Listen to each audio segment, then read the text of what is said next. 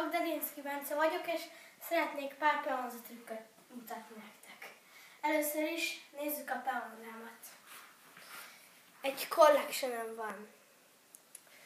Akkor kezdjük a bumeránggal.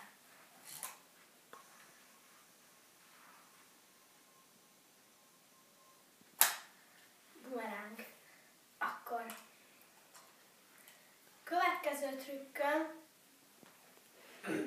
a híd lesz.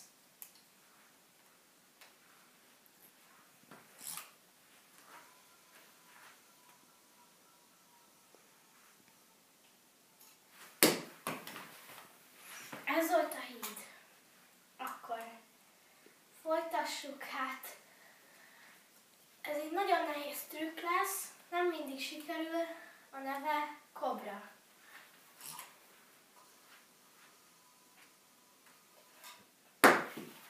Amint látjátok, most nem sikerült. De próbáljuk meg még egyszer ezt a kobrát.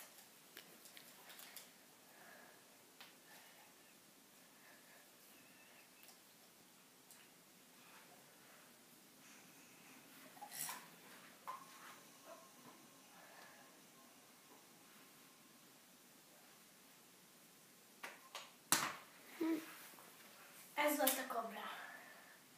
Akkor most próbáljuk meg az alagútat.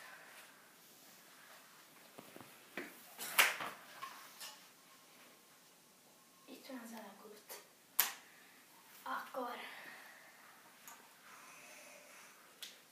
a következő trükköm a dekázás lesz.